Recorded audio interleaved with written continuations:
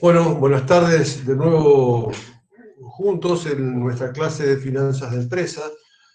Hoy es 5 de abril del 2021 y vamos a empezar una nueva clase teórica. La actual está destinada a terminar la unidad 3 sobre determinación del capital de trabajo necesario, cosa que ya vimos para distintos tipos de empresas, y gestión de las disponibilidades y de activos transitorios. Entonces, ahora habíamos visto dos modelos para la administración de disponibilidades. Uno es el modelo llamado BAT, que se aplica cuando los flujos son bastante regulares y predecibles, ¿no? O sea, están sujetos a baja aleatoriedad, ¿no? Sobre todo flujos regulares y predecibles. En cambio, cuando tenemos flujos irregulares de alta aleatoriedad, se aplica el otro modelo de Orr-Miller, que es el que vamos a ver de inmediato, ¿no? Así que pasamos a presentar ese material, que es el mismo que ya veníamos viendo. Estábamos concretamente en la lámina 81 del material mío que está en el aula virtual. Como comentario al margen, los otros profesores, las otras profesoras, también tienen su material. Decimos lo mismo, es material complementario, que puede haber expresiones diferentes, los conceptos son los mismos. Entonces, acá estamos en el modelo de Miller-Orr para la administración de las disponibilidades, ¿no? Y esto se aplica a empresas que tienen flujos discontinuos, o sea, gran variabilidad en los flujos y alta aleatoriedad. En este caso, lo que vamos a manejarnos básicamente con tres determinaciones. Aclaro, como siempre, cuando hablamos de abscisa y ordenada, tenemos que definir de qué se trata. En las abscisas tenemos el tiempo, eje de las X, el tiempo, y las ordenadas, el eje de las Y, la cantidad de dinero, Q, pero expresado como cantidad de dinero en disponibilidades. Y aquí tenemos tres variables que tenemos que determinar. Por un lado, L, que es el nivel mínimo de disponibilidades aceptables. Lo bajo, o sea, y ese nivel mínimo de disponibilidad aceptable lo fija el directorio en función de su experiencia, y también posición frente al riesgo de que sean escasas esas disponibilidades. Pero este valor de L, que en inglés se dice low, o en castellano sería lo bajo, es el mínimo aceptable. El otro valor es U, que es el máximo aceptable. Ese máximo aceptable surge de una fórmula que ya vamos a ver. Entonces, y el tercer valor es Q asterisco, que es el óptimo de disponibilidad. El óptimo que tenemos que buscar. Entonces, acá hay una regla. O sea, hay tres variables que son L, U y Q asterisco. Pero acá hay una regla que tenemos que manejar muy bien. Y esa regla es, cuando el flujo de fondos, representado por la curva azul, que como ven es bien aleatorio y variable, ese flujo de fondos, si en algún momento supera el máximo, entró un gran ingreso y supera el máximo, automáticamente hay que deshacerse de ese dinero. O sea, esas disponibilidades en exceso tienen que ser reinvertidas típicamente en activos transitorios, en inversiones transitorias, como pueden ser inversiones bursátiles, por ejemplo, ¿no? O sea, si en un momento el flujo supera, aunque fuera un peso, supera U, hay que invertir en inversiones transitorias, ¿cuánto? la diferencia entre el valor que toque y Q asterisco. Es más, la teoría dice, si toca U, si llega exactamente al límite aceptable, ahí hay que, es decir, hay que usar esas disponibilidades en exceso. ¿Y cuánto hay que usar? La diferencia entre U y Q asterisco.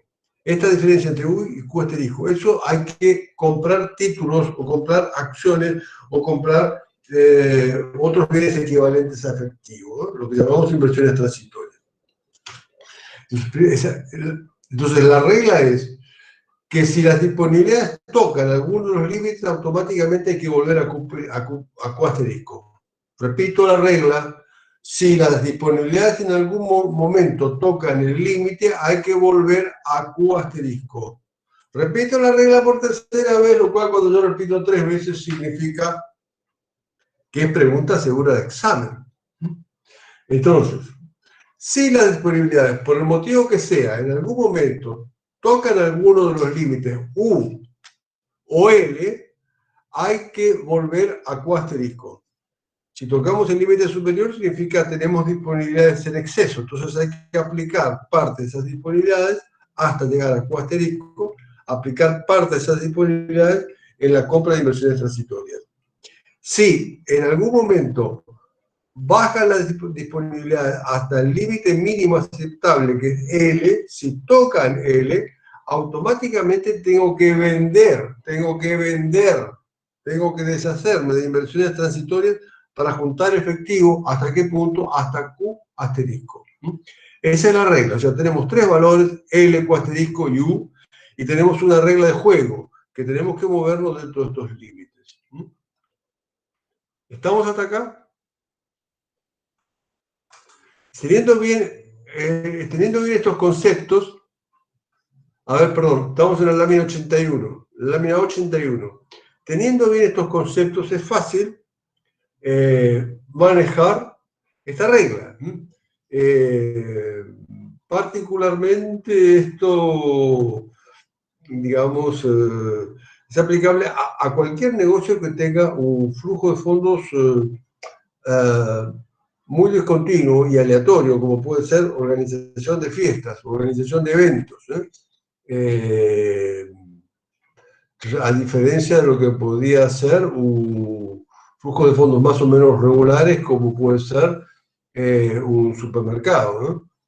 Entonces, o como puede ser muy típicamente los del transporte, servicio de transporte urbano de colectivos, suelen ser flujos bastante regulares, ¿no?, en el tiempo, y además que uno también tiene un registro histórico. En este caso de Miller-Orr, como dijimos en la última clase, hay un requisito. Necesito tener una base de datos, una estadística que me permita poder graficar esta curva, la curva azul, el flujo de fondos histórico. Porque justamente el modelo de Miller-Orr surge de la aplicación de estas fórmulas, ¿eh? El modelo de Miller-Orr es una teoría que surge de investigación financiera y estadística, donde dice que el límite inferior, L, está establecido por la empresa, o sea, por la conducción. Q asterisco es la disponibilidad óptima y es igual al mínimo, L, fijado por la conducción, más 3/4, o sea, el 75% de F, siendo F el mismo concepto, la misma variable que habíamos fijado para el modelo anterior. O sea, F es el costo por realizar una transacción de títulos, ¿no?, o de inversiones transitorias. O sea, ¿cuánto me cuesta hacer una transacción de compra o una transacción de venta de esas inversiones transitorias? O sea, digamos, podemos decirlo, 0,75 de F, 0,75 del costo de cada operación de compra o venta de inversiones transitorias. Todo esto por la desviación estándar de los flujos de fondos. Desviación estándar de los flujos de fondos, ¿no? La medida de la dispersión, ¿no? Sobre R, que veamos, A ver, R, para no equivocarme, la lámina 70. Pero veo la lámina 70, que es lo que hay que repasar. Ahí están las variables. R es el costo de oportunidad, ¿no? El costo de oportunidad de los fondos ociosos, ¿eh? Entonces, volviendo a las fórmulas, yo tengo que Q asterisco, es decir, el nivel óptimo de disponibilidades es igual a L, que es el límite mínimo, más 3/4 del costo de cada operación de compra o venta de inversiones transitorias por la desviación estándar del flujo de fondos dividido la tasa de costo de oportunidad. Todo esto elevado a la 1/3.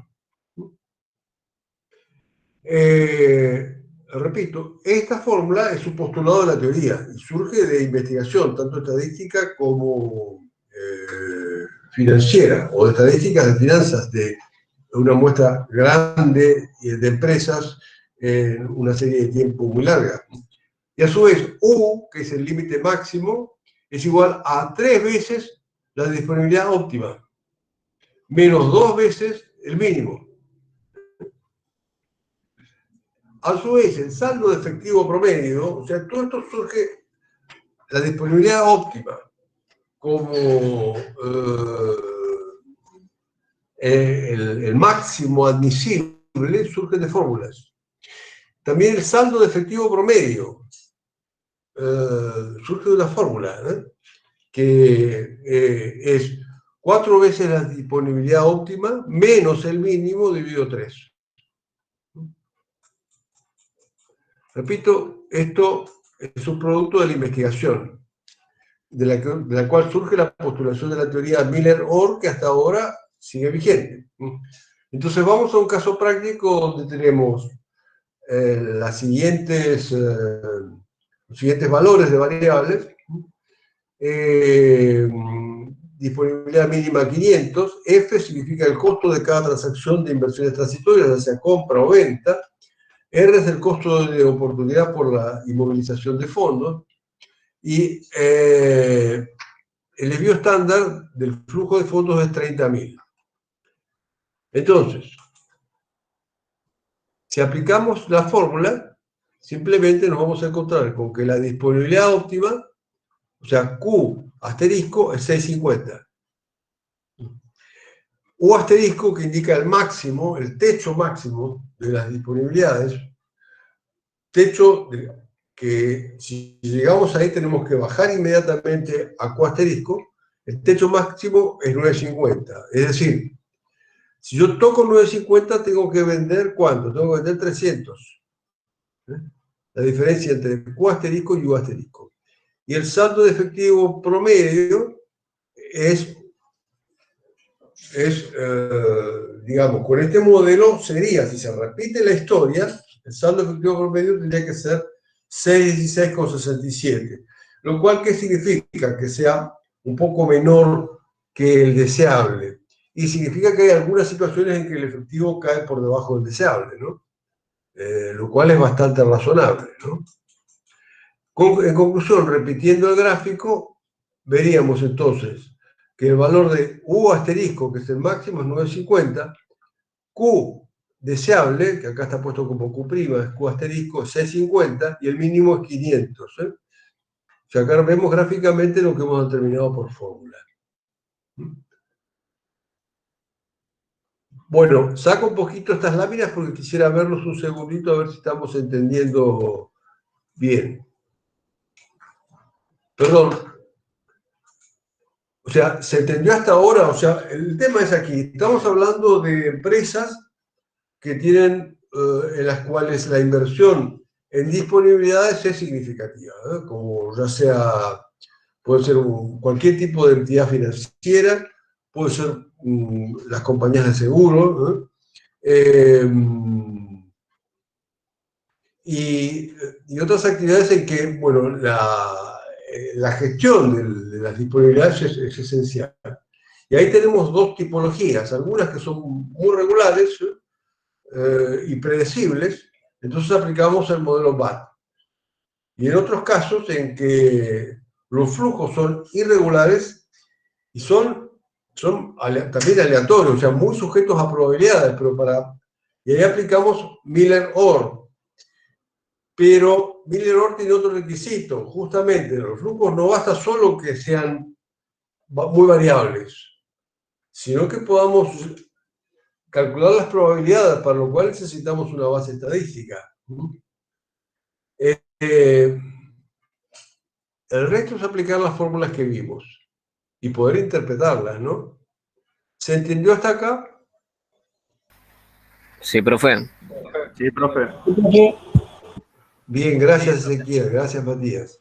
Bien, entonces vamos a seguir con otro temita que tiene que ver, este es muy importante, con la práctica de finanzas, ¿no? Que tiene que ver con manejo de los saldos de tesorería. A ver, si te toca a vos manejarte la tesorería, yo sé que varios de ustedes ya están en este tipo de funciones. Así que van a ver, son reglas prácticas extremadamente importantes, ¿no? ¿Cómo manejar el efectivo? En primer lugar, tenés que tener actualizado el registro, como un registro contable, auxiliar. Por un lado, el libro bancos, o sea, de cada cuenta bancaria, tenés que tener tu libro banco, tu cuenta bancos, que es donde dice libro, significan tus registraciones. Y por otro lado, los saldos que te da el banco, en el informe diario o con la frecuencia que vos quieras en este momento. Entonces, aquí tenemos, por ejemplo, los registros diarios.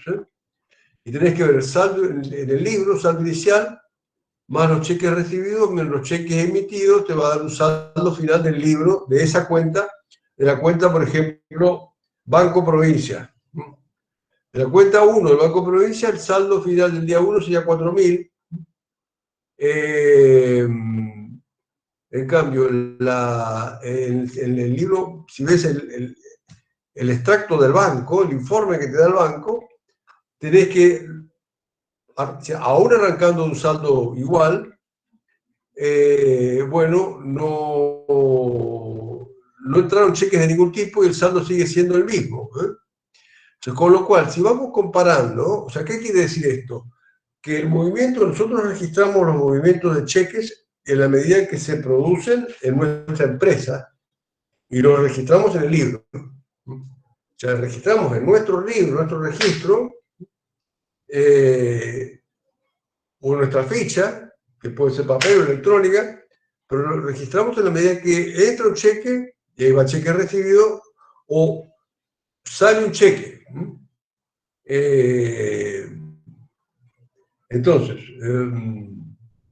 según el criterio que tengamos, salida de cheque podemos decirlo desde el momento de que emitimos el cheque o desde el momento que se le entrega al acreedor, al proveedor. Ojo que puede haber una variante importante ahí, ¿eh? Lo importante es que justamente manejar esas variaciones de tiempo, ¿no? O sea, no es lo mismo que yo emití el cheque y lo tengo en una cajita, que emití el cheque y ya se lo llevó el proveedor. Entonces, son también diferencias de tiempo que tenemos que ir midiendo. Entonces, la diferencia, fíjese usted, tenemos que llevar permanentemente nuestro libro de cada cuenta bancaria y a su vez revisar el informe del banco de cada cuenta bancaria. ¿Esto qué nos da? Lo que llamamos un flujo flotante, o algunos lo llaman capital flotante, es un exceso de... no es capital realmente, pero digamos, sí es un fondo flotante, algo que está en el aire y que nos puede jugar positivo o negativamente, pero que el tesorero debe llevarlo muy, muy en claro. O sea, por ejemplo, el primer día que el saldo de bancos, lo que nos decía el banco es que teníamos 5.000. Pero nuestro saldo de libro dice que en realidad disponemos de 4.000. Con lo cual significa, hay 1.000 pesos en el aire que en cualquier momento pueden entrar. Hay 1.000 pesos en el aire que en cualquier momento pueden entrar. Pero, cuidado, porque estos 1.000 pesos a mí me pueden permitir hacer una operación de corto plazo, de 1 o 2 días, 3 días, según lo que yo estime que va a tardar ese cheque flotante, ese cheque que anda dando vueltas en debitarse, ¿no? O sea, acá tengo, en el primer día tengo 1.000 pesos a favor que podría usar de corto plazo. Pero debo tenerlo también en cuenta que ese cheque va a entrar en cualquier momento. Si yo identifico quién es el acreedor o el proveedor que tiene ese cheque, bueno, puedo estimar bastante bien cuándo puede entrar. Si es un cheque, por ejemplo, que fue a un proveedor que está en Tierra del Fuego o en Jujuy y que puede demorar 5 días en debitarse, bueno, pues 5 días es mucho tiempo. No sé si me explico. El tesorero tiene que manejar este capital flotante. El día siguiente, el saldo del banco es 5.000, pero el saldo que yo debería tener en libros es 6.000, tendría que tener un poco más. O sea que acá significa, tengo 1.000 pesos, es decir, en el banco tengo 1.000 pesos de menos. No me puedo guiar por mi saldo en libros para las operaciones inmediatas, sino que tengo que considerar el saldo de banco y eventualmente para eso usamos, si hay desfasaje, los acuerdos transitorios para girar en descubierto. O sea, en el manejo, ¿cuál es el concepto? En el manejo de tesorería es esencial tener actualizado mis registros de cada cuenta bancaria y controlar diariamente el informe del banco de cada cuenta bancaria y calcular diariamente lo que llamamos fondos flotantes. Eso te va a permitir un buen manejo diario de la tesorería, como debe ser, ¿no?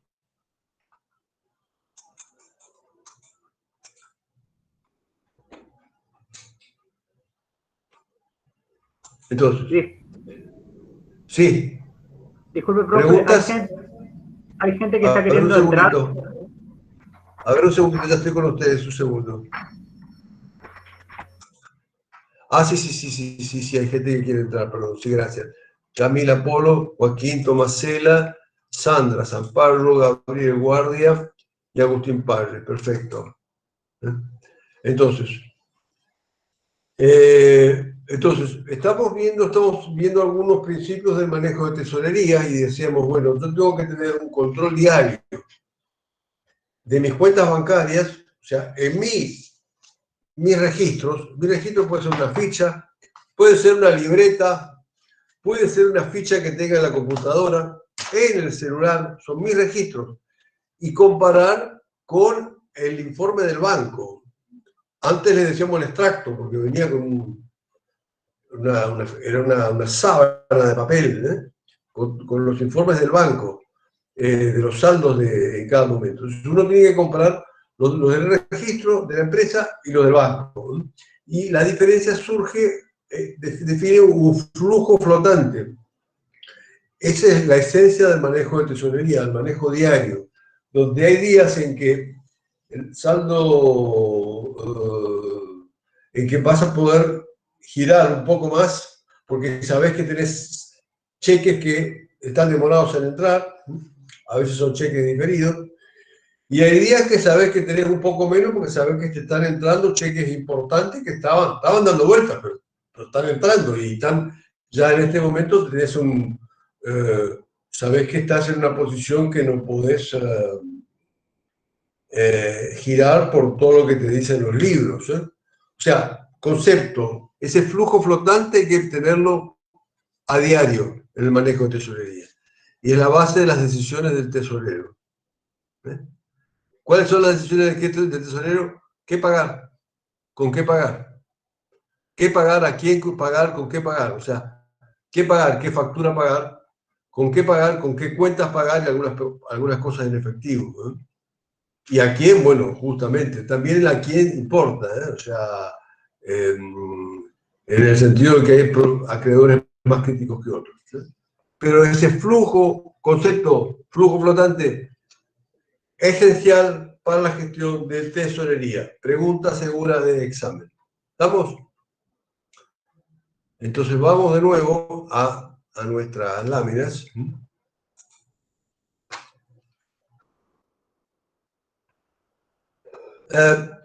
Los manejos del saldo de tesorería dependen de la sincronización del flujo de efectivo. O sea, justamente de una equiparación de ingresos y egresos. Esa sincronización, a ver, sincronización del flujo de efectivo significa buen manejo del presupuesto de caja.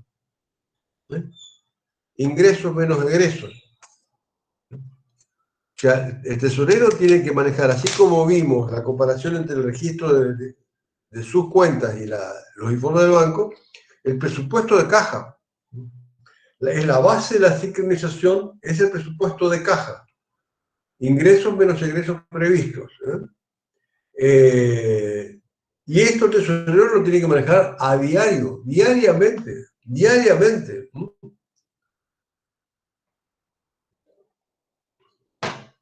En un presupuesto que puede tener una apertura semanal, por ejemplo, todas las días de la semana y cada día que pasa se agrega un día más de la próxima semana.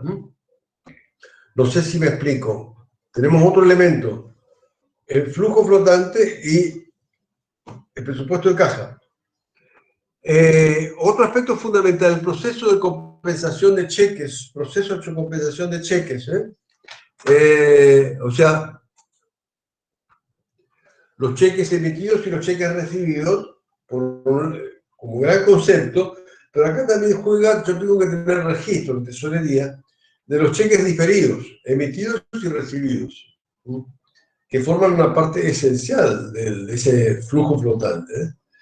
Y a veces esos cheques diferidos pueden permanecer mucho tiempo justamente flotando, ¿no? Y el tesorero tiene que poder estimar los plazos de entrada concretamente. Por eso hablamos de uso de la flotación, es justamente uso de la información y de la previsión del flujo flotante del que hablamos antes. Claro, el rol de la tesorería es un aspecto fundamental de tratar de acelerar la entrada de fondos, mediante la gestión de cobranzas, que es un tema que vamos a ver. Gestión de cobranzas vamos a verlo específicamente en la unidad 4.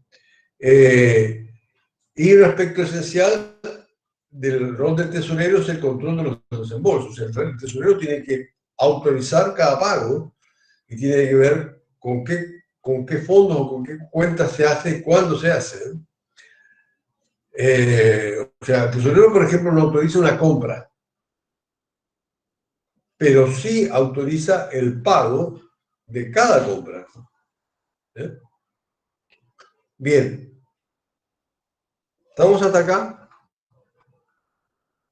Entonces, resumiendo, esencial del manejo de tesorería es el conocimiento y manejo actual y proyectado del flujo flotante y del presupuesto de caja. Esto es esencial. Bien. ¿Estamos hasta acá? Sí, profe. Una pregunta en particular. Son conceptos que parecen muy elementales. Lo son, pero que son, digamos, no son de complejidad teórica, pero son esenciales para el manejo de tesorería. Esto significa las cajas que tiene una empresa. Bien. ¿Podemos seguir? Bueno, el siguiente concepto es la relación entre liquidez y rentabilidad. A ver.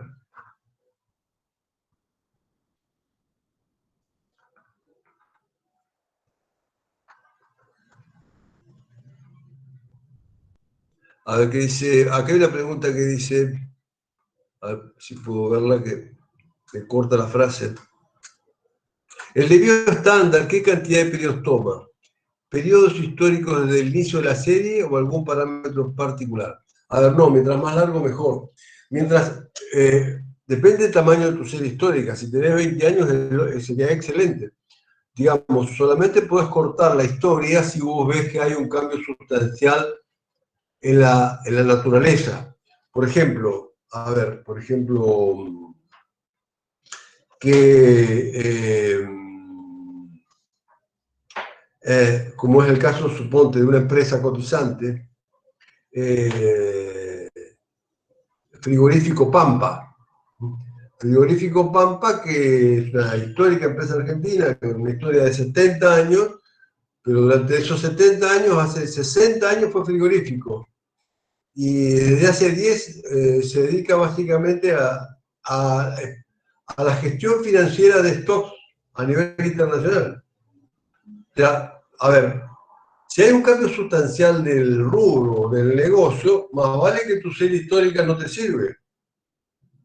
Entonces, esta pregunta está muy buena. O sea, ¿qué serie histórica debo tomar? Aquella que representa la naturaleza de mi negocio. Si hay un cambio en la naturaleza del negocio,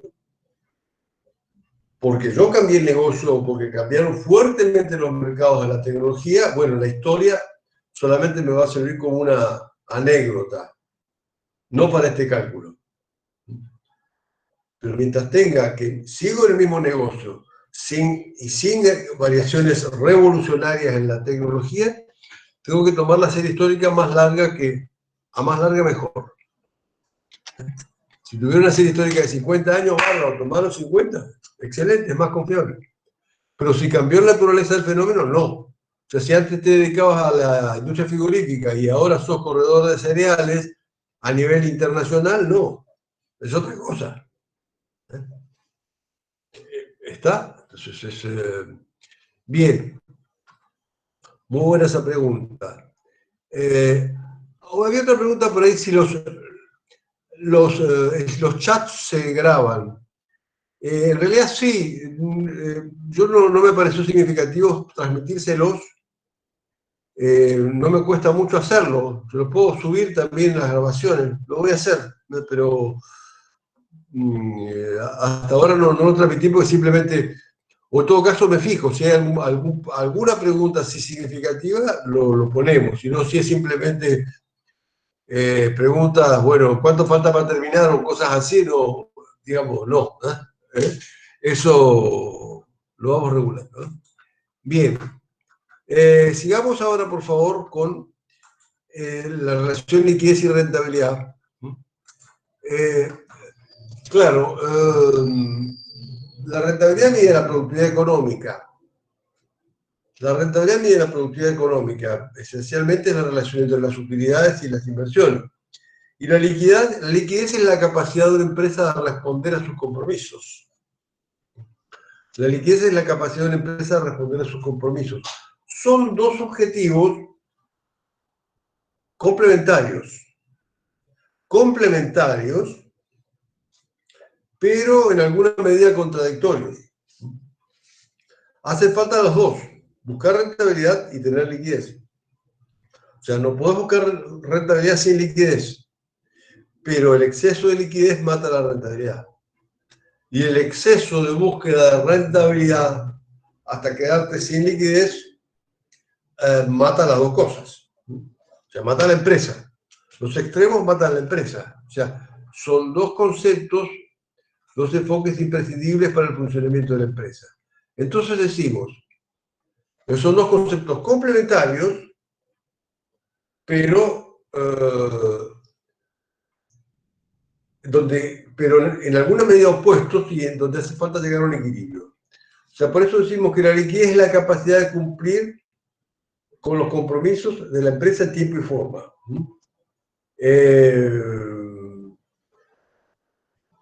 O sea, lo que debemos evitar es tener muy buena liquidez. ¿Qué significa muy buena liquidez? Estar realmente con mucho dinero, muchos activos de fácil realización, que estamos cómodos, cubrimos fácilmente todos los compromisos, pero esto nos va a dejar sin rentabilidad y pérdida de competitividad seguro. O la otra que tenemos que evitar es muy buena rentabilidad, somos excelentes, realmente una tasa de rentabilidad espectacular, pero ya no nos queda un peso para aprovechar ninguna oportunidad ni atender ninguna emergencia.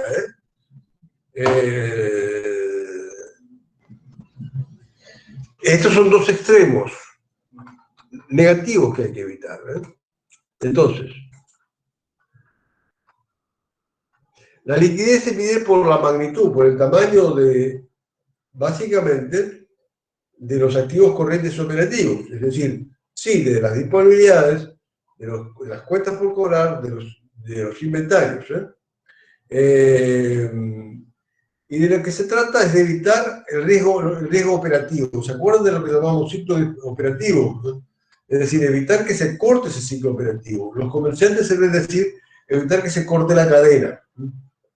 La llamada cadena en el comercio, acá el nombre exacto es el ciclo operativo. O sea, significa, el riesgo es que no podamos disponer de mercadería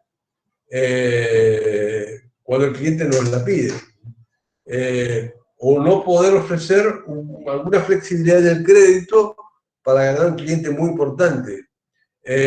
O no tener disponibilidades suficientes para cubrir los compromisos asumidos, y a veces no son los compromisos asumidos, sino oportunidades que son únicas. Entonces, esas son... para liquidez tenemos que administrar las cantidades, las magnitudes, pero básicamente considerando que tenemos que buscar rentabilidad, pero evitar estos riesgos. Y esto requiere de un equilibrio. Por eso, y acá está el rojo. Rojo significa, importante, importante, importante, pregunta, examen. O sea, tenemos que buscar el objetivo fundamental de rentabilidad, pero con una restricción de mantener una razonable liquidez. O sea, tenemos que fijar ciertos estándares de liquidez imprescindibles y dentro de esos estándares buscar rentabilidad. De eso se trata justamente todo lo que estamos viendo en esta unidad y en la próxima. Buscar el objetivo de rentabilidad, pero dentro de límites o estándares que nos aporten la adecuada liquidez para cumplir nuestros compromisos en términos y no correr los riesgos operativos que señalamos. O sea, como es en definitiva, la liquidez lo que aporta nos da más manejabilidad, más maniobrabilidad frente a los riesgos. O sea, si tengo gran liquidez, la relación es, eso baja la rentabilidad. Pero también mayor liquidez baja el riesgo de insolvencia. Son las dos cosas, baja la rentabilidad, pero baja el riesgo de insolvencia. Y justamente por eso requerimos ciertos indicadores específicos de los niveles de liquidez que necesitamos. Vamos hasta acá, relación liquidez-rentabilidad. O sea, no son el mismo objetivo, ni son absolutamente opuestos, son complementarios. Nosotros debemos perseguir rentabilidad, pero manteniendo niveles aceptables de liquidez. ¿Cuáles son esos niveles? Los que nos permiten evitar el riesgo operativo, el riesgo de que se corte esa cadena operativa de la que habíamos hablado, ¿no?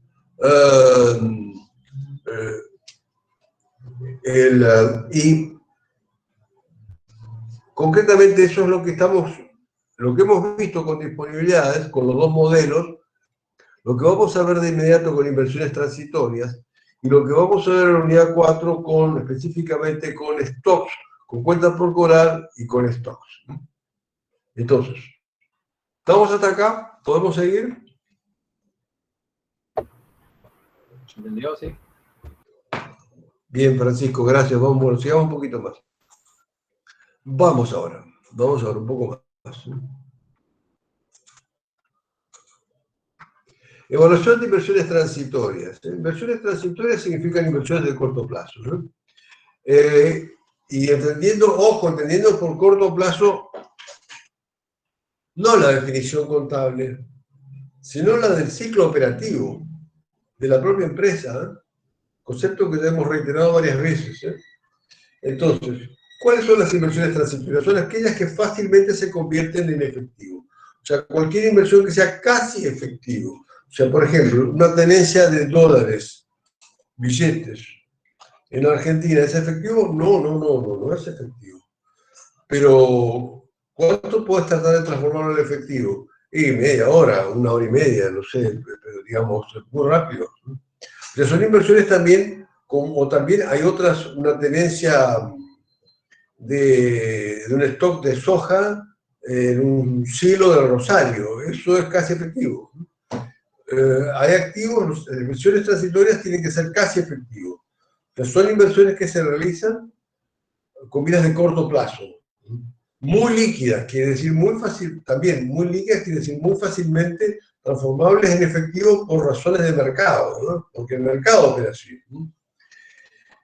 Y los rendimientos de la inversión transitoria, a ver, los rendimientos son especulativos, o sea, no es válido dar una pauta, decir, porque sea de corto plazo, de bajo rendimiento o de alto rendimiento. Acá estamos buscando un rol de las inversiones transitorias para hacer más eficiente el flujo, para hacer más eficiente el uso, mejor dicho, para hacer más eficiente el uso del capital de trabajo, es decir, del activo corriente operativo. Pero, ojo, cuidado, las inversiones transitorias también pueden ser muy rentables si dedicamos un equipo humano, básicamente, aparte de especialistas que buscan rentabilidad especulativa. Por supuesto que es especulativa y generalmente de alto riesgo. Esos rendimientos no se puede dar una pauta de decir esto porque es transitorio, es de baja rentabilidad o alta rentabilidad. No es así. Sí son inversiones de riesgo. O sea, por eso, algunas características más de las inversiones transitorias son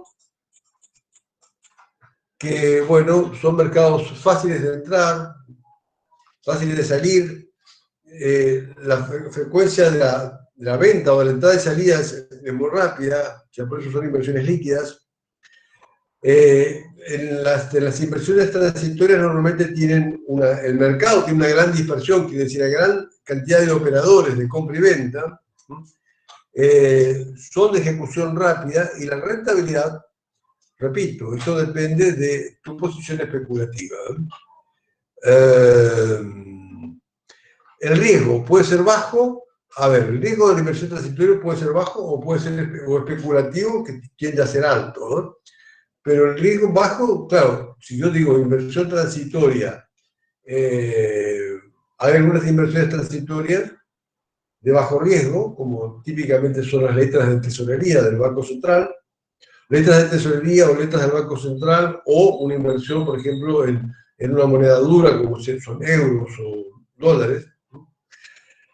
Son características típicas de las inversiones transitorias, todas son de alta liquidez, y los rendimientos, sí, si son de bajo riesgo, el rendimiento es bajo, y los rendimientos especulativos pueden ser, si digamos, quiero, digamos, especular con una base técnica y suficientes instrumentos, eso significa especialistas en tiempo, el rendimiento especulativo puede ser alto también. O sea, en la inversión transitoria, si asume una posición muy conservadora de bajo riesgo, el rendimiento esperable es bajo. Tipos de inversiones transitorias, para que entendamos un poco mejor, son las inversiones, típicamente las inversiones bursátiles en acciones o en títulos públicos, cualquier tipo de título público, ¿no? Bonos del Estado, cualquiera de sus niveles, municipales, provinciales, pero tienen que ser líquidos. Hay títulos públicos que no son líquidos. ¿Qué quiere decir que no son líquidos? Que tenés que tardar 2 o 3 días para encontrar un comprador. No, para que sea inversión transitoria tiene que ser un mercado muy líquido, donde rápidamente, en una hora, estás encontrando un comprador. Esto es lo típico, bueno, de las de los principales cotizantes por ejemplo, en el Merval, ¿no? Las letras de tesoro, los bonos gubernamentales, repito, siempre y cuando sean líquidos, hay algunos que no lo son, los plazos fijos transferibles, y otros activos que son cuasi dinero, o sea, como decir, una tenencia de soja en un almacén certificado, es una excelencia de soja certificada en el almacén del puerto de Barranqueras, o del puerto de Corrientes, o del puerto de Rosario. Eso es cuasi dinero. Bien. O sea, razones para tener inversiones transitorias. Porque en realidad son sustitutos de los saldos en efectivo. Son sustitutos de los saldos en efectivo, pero que nos cubren de otros riesgos, ¿no es cierto? Como decir, si yo tengo fondos en dólares, bueno, me estoy cubriendo el riesgo devaluatorio, ¿no? Por ejemplo, ¿no? Si yo tengo fondos en soja o en hierro, me estoy cubriendo del riesgo inflacionario, ¿no? O sea, son sustitutos de saldos en efectivo, pero que me cubren ciertos riesgos. Y estas inversiones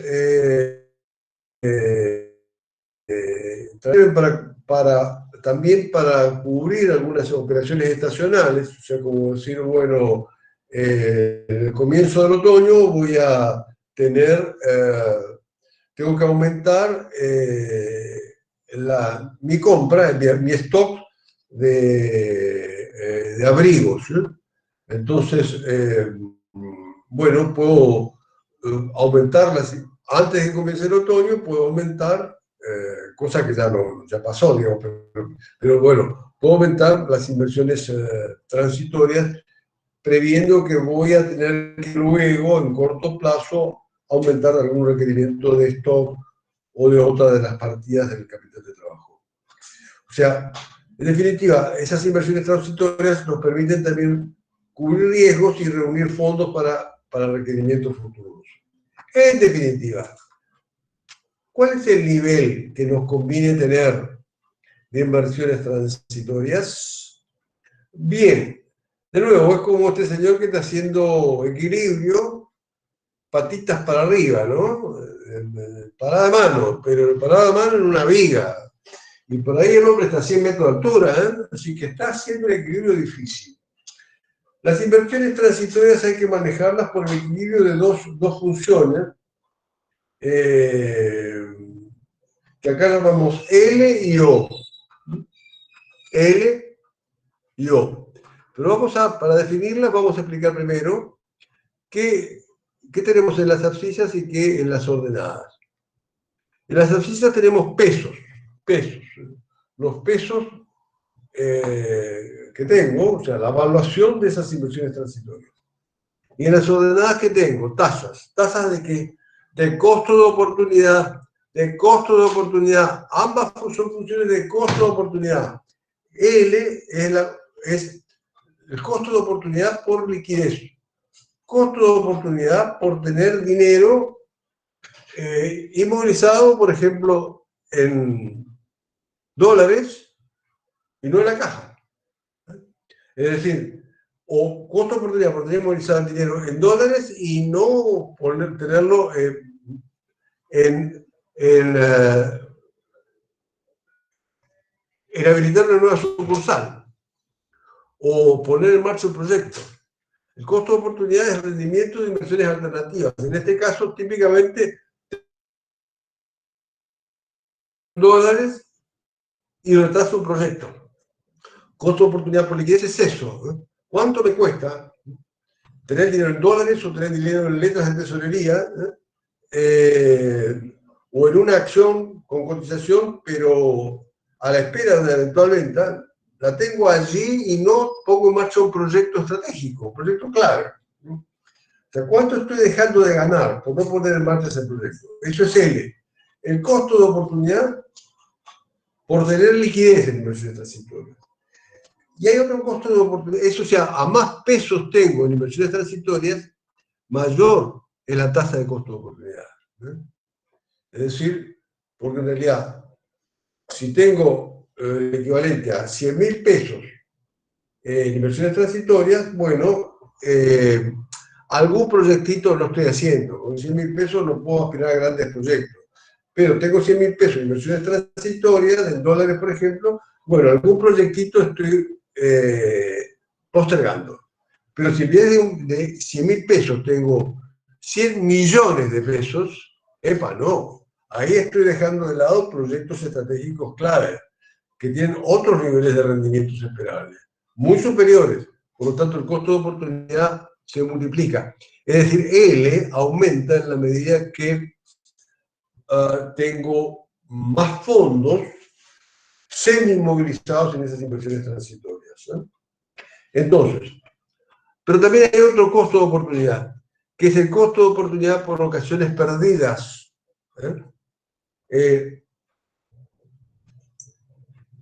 Ocasiones perdidas significa comprar algo que está muy barato. O la principal ocasión perdida es evitar una quiebra. Y a veces evitar conceptos de gran turbulencia, evitar mi propia quiebra. Si tener fondos como para si me aparece una demanda sustancial, poder arreglar. Entonces, a ver, o el costo de oportunidad de ocasiones perdidas, yo estoy en M chiquita, significa un mínimo fondo de inversiones líquidas, significa un mínimo fondo de inversiones líquidas, tengo 100.000 pesos, bueno, o el costo de oportunidad de ocasiones perdidas es grande, porque no voy a poder comprar ninguna oferta especial importante, y si me aparece un acreedor que me hace un reclamo judicial donde tiene fundamentos, o porque no cumplí el término y hasta me puede pedir la quiebra en algún caso, si yo no tengo los fondos para responder, las pérdidas pueden ser enormes. O sea, el costo de oportunidad de no tener esos fondos en inversiones transitorias es enorme. O sea, por eso, si tengo pocos fondos en inversiones transitorias, el costo de oportunidad de ocasiones perdidas es enorme. En la otra punta, si tengo una enorme magnitud de inversiones transitorias, tengo la mitad del activo en inversiones transitorias, tengo 100 millones de pesos en inversiones transitorias, por ejemplo, bueno, sí puedo aprovechar cualquier remate, puedo aprovechar cualquier compra de ocasión y paro cualquier demanda de cualquier acreedor que esté disconforme con algún detalle. Entonces, ¿cómo calculo esto? Y simplemente por la realidad. Si yo tengo que ver, digamos, decía, hacer una escala donde voy diciendo los niveles de inversiones transitorias que son realizables, desde 100.000 pesos, 200.000 pesos, 300.000 pesos, hasta un máximo de, por ejemplo, 10 millones de pesos. Toda una tabla, niveles alternativos de inversiones transitorias. Y luego tengo que calcular el L, o sea, el costo de oportunidad por liquidez, cuánto dejo de ganar si movilizo 100.000 pesos. Pero también, ¿cuánto dejo de ganar si movilizo el máximo? 10 millones de pesos. Hacer un cálculo real. Y luego también, en la misma tabla, el costo de oportunidad de ocasiones perdidas. ¿Cuántas ocasiones perdería con una inversión mínima de corto plazo, inversiones transitorias mínimas? En ese caso, si tengo muy bajas inversiones transitorias, mi costo de oportunidad va a ser alto y tengo que estimarlo, especialmente, por ejemplo, si estoy en una situación donde hay peligros financieros graves. Y tengo que hacer una tabla. Estas curvas surgen de tablas, pero esas tablas, repito, donde tengo niveles de inversiones transitorias, costo, tasa de costo de oportunidad de L y tasa de costo de oportunidad de O. Y luego va a ser los gráficos. Esas tablas surgen de una estimación a partir de la realidad, y esa estimación la tiene que hacer el gerente financiero.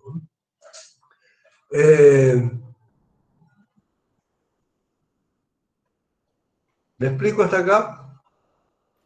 Profe, Sí. entonces el costo de oportunidad por ocasiones perdidas se refería al hecho de esa rentabilidad que podemos de percibir por no tener fondos, digamos, por decir, por no aprovechar oportunidades de negocios transitorios, digamos, Exacto. o se refiere al hecho no, sí, por no aprovechar oportunidades de inversiones transitorias, digamos, mejor, o No, es decir, al tener la plata en inversiones transitorias, desaprovechar oportunidades de negocios, que a veces son instantáneas, como una liquidación, o como que te plantean una demanda judicial muy fuerte que tenés que responder instantáneamente. Eso sucede y es muy típico en los casos de cesación de pago, ¿eh? Cuando hubo un mal cálculo del presupuesto de caja y te encontrás con un acreedor, a veces son maniobras hasta, a veces,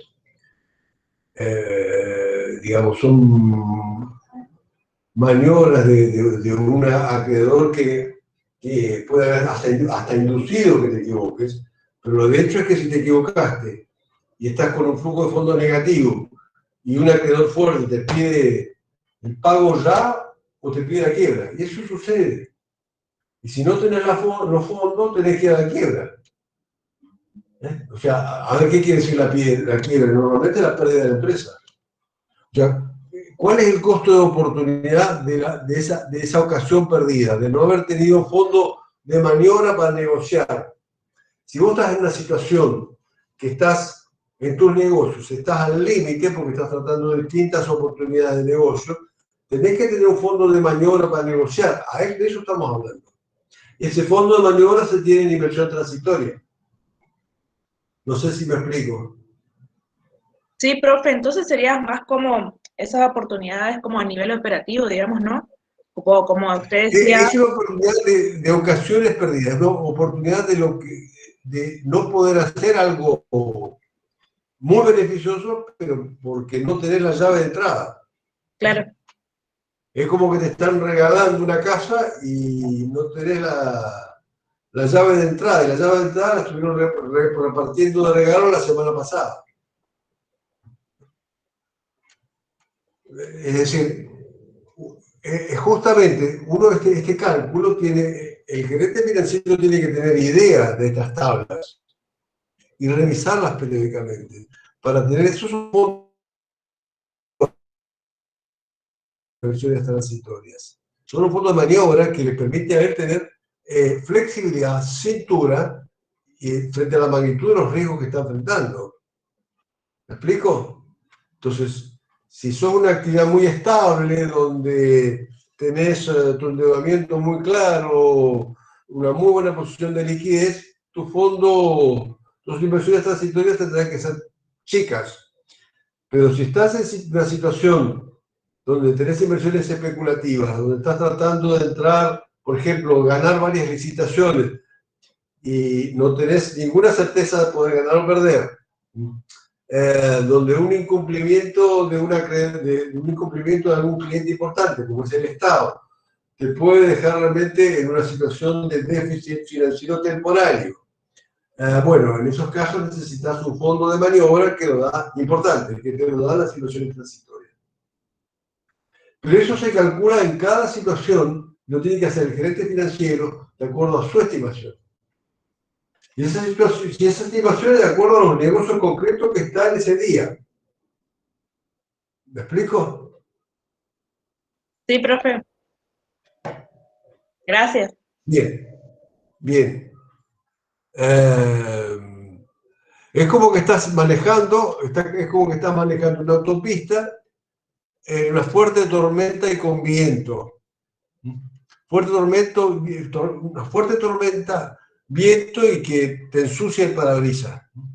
Entonces, aquí justamente de lo que se trata es cómo tener un poco de claridad en el parabrisas y fijarse límites, los límites de la ruta para ir manejando.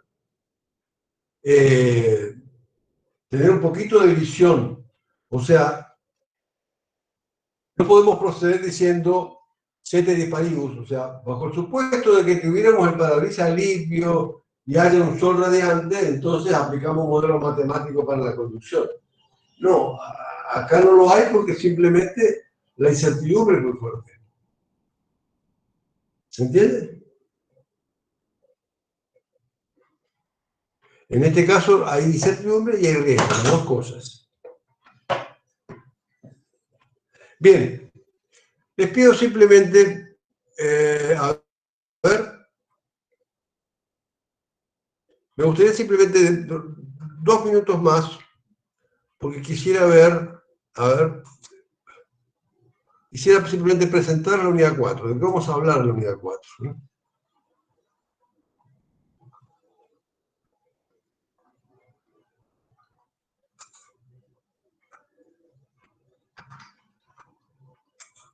Un segundito.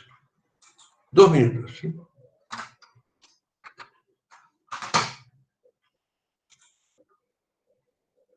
A ver.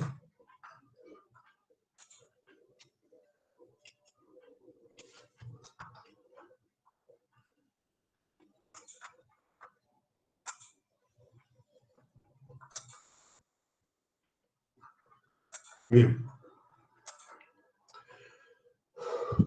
Sí, vamos a hablar de la administración del capital de trabajo, pero en el sentido de gestión, ¿no? Manejo del capital de trabajo, ¿no? Y allí vamos a hablar, en el punto 1, del crédito comercial, es decir, de las cuentas por cobrar. Lo que más nos interesa de las cuentas por cobrar, vamos a hablar, repasar algunos conceptos, fijar algunos criterios. El marco conceptual es el punto 4.1. Lo más importante de esta unidad está en el punto 2. ¿Cuál es el nivel e inversión necesaria de cuentas por cobrar? O sea, ¿cuál es la inversión en cuentas por cobrar y cómo manejar esa inversión? Es decir, ¿qué estrategias podemos aplicar para liberalizar el crédito? Quiere decir soltar, abrir la mano. Abrir la mano significa aumentar el financiamiento. Aumentar el financiamiento, tener más plata en la calle. O también estrategias para cerrar las manos, es decir, reducir el financiamiento, ¿no? Tener menos plata en la calle. ¿Y cómo manejamos las políticas de cobranzas? O sea, gestión del crédito, vemos, muy importante, la inversión y cómo nos convendría, en algunos casos, aumentar el crédito, liberalizar, y en otros casos, reducir el crédito. Esto es, reducir, restringir. Y manejo de algunos principios de manejo de cobranzas. Pero también cómo evaluar qué nos conviene hacer en cada caso. Y en la evaluación vemos específicamente el punto 3. En la evaluación es muy importante lo que se llama costo de aceptación y costo de rechazo de créditos. O sea, muy importante, conceptos básicos, inversión en cuentas por cobrar, costo de aceptar y costo de rechazar una solicitud de crédito. 3 conceptos sobre el crédito. Y luego, en el punto 4.4 vemos stocks.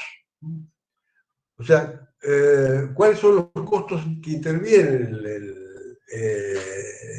en los stocks? Costos para obtener los stocks y costos para mantener los stocks adentro de la empresa. Y por lo tanto, ahí surgen 3 decisiones. Eran los stocks, en los bienes de cambio. La dimensión óptima de pedido, que significa el volumen o tamaño óptimo de cada compra, tamaño óptimo de cada compra.